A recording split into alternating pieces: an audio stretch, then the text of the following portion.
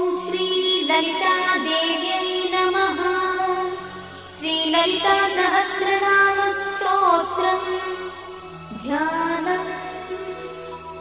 अरुणां करुणातरङ्गिताक्षीं धृतपाशाङ्कुशपुष्पबाणचापाम् अणिमाधिविरावृतां मयूखैः अहमित्येव विभावये Bhavani.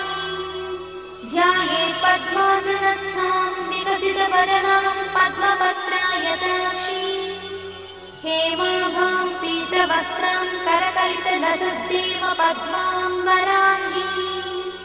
सर्वालङ्कारयुक्तां सततमभयदां भक्तनम्रां Bhavani.